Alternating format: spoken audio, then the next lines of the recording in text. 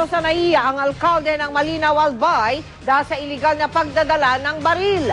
Na-recover kay Mayor Abelino Seriola ang kalibre 45 at 2 magazine. Nagpakita pa ng dokumento ang mayor na exempted siya sa election gun ban. Pero nang beripikahin ng COMELEC na pag-alamang peke ito. Depensa ni Seriola, tauhan niya ang nag-ayos ng naturang dokumento. Nung nakarang linggo lang daw ay dala pa niya ang kanyang Uzi at hindi naman daw siya hinarang.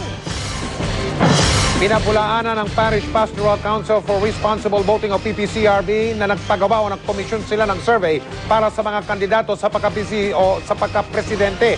Ayon po sa namumuno ng grupo na si Ambassador Henrietta de Villa, hindi nila ginagawa ang mga survey, hindi sila nagpapagawa nun dahil sila ay walang kinikilingan o non-partisan. Reaksyon niya ng grupo sa mga naibalita sa ilang tabloid at sa internet na nangomisyon o nagpakomisyon sila o nagpagawa ng survey. Ang PPCRB po yan. Ayon kay De Villa, ayaw nilang mabahira ng kulay politika ang PPCRB, lalo na't matagal na nilang iniingatan ang kredibilidad ng kanilang grupo. Lahat kailangan gawin natin ay yung credibility ng eleksyon ay hindi mabahiran.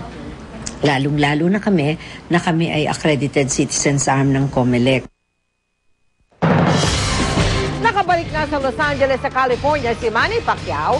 Bumiyahe siya roon mula Texas matapos ang misa ng pasasalamat para sa kanyang panalo. Bago muling sumakay si Pacman sa tinaguriang Air Pacquiao. Pinagayway muna niya ang motawat ng Pilipinas. Napuno ng mga kaanak, kaibigan at mga miyembro ng Team Pacquiao ang chartered flight. Dumagal ang 2.5 oras ang biyahe. Isa sa mga napag-usapan sa biyahe ay ang mala FPJ na suntok ni Pacman. Nagbiruan kami ni Freddy Rod, sabi ko, Coach, can I do this in the fight? He said, what, you gonna do that in the fight? It's gonna be, it's gonna be a point deduction. No, just once. Okay, if you do that, just once. Don't do it, don't do it twice, because if you do twice, the referee will be, 2 points deduction.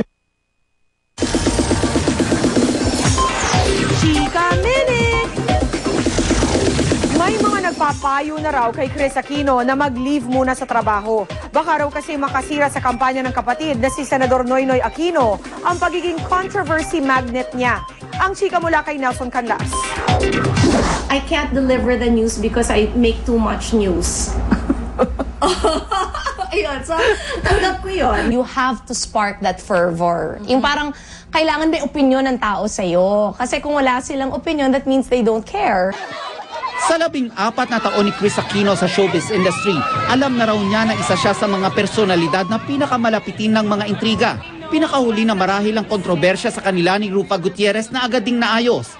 Dahil babad sa limelight, pinayuhan daw siya noon ng dating Pangulong Cory Aquino na huwag gumawa ng rason para mapintasan ng publiko. At ngayong kumakandidato ang kanyang kapatid na si Senator Noynoy Aquino, mas marami na raw ang nagpapayo sa kanya. Merong mga nag-advise na mag-leave ako doon sa mga showbiz-oriented talk shows ko na kasi daw ang naging problema is a little statement can become magnified and you can tweak it in such a way na pwedeng iba to kay Noy. May mga nagsasabi kasing ang pagiging controversy magnet ni Chris ay kasiraan ng senador, kaya ang hamon raw ng palaban niyang ating si Pinky. O total sinasabi nila na na liability ka kay Noy. Lumabas ka nga para mapakita natin sa kanila kung gaano kadaming taong gustong makita ka. Bagay na ginawa niya sa Iloilo at Zamboanga noong 1 linggo. Sanay na raw si Chris sa intriga. Ang mas nakakapagpaluha raw sa kanya ay ang masasayang tagpo na hindi inabutan ng ina. Ay, hindi rin nakita ng mom ito. Yung mga ganong okasyon, hindi dun sa mga malungkot ka eh. Kasi yung pag malungkot ka, at pag may problema, may kontrobersyang ganyan, nandiyan naman ang pamilya. Talagang ang unang tatawag yung mga ate ko. Nelson Canlas updated sa Showbiz Happening. Salamat sa pagtutok sa Chika Minute. See you tomorrow. Ako po si Pia Guanyo. Nalmay? Salamat, Pia. Yan po mga balita ang aming tinutukan sa nakalipas na 24 oras. Maraming salamat sa inyong pagtitiwala. Mula Mula sa tahanan ng katotohanan, ako po si Mel Tiangco. Ako po si Mike Enriquez, ito ang GMA, walang kinikilingan, walang pinoprotektahan. Walang kasinungalingan, serbisyong totoo lamang. At dahil hindi natutulog ang balita, Nakatutok kami 24 oras.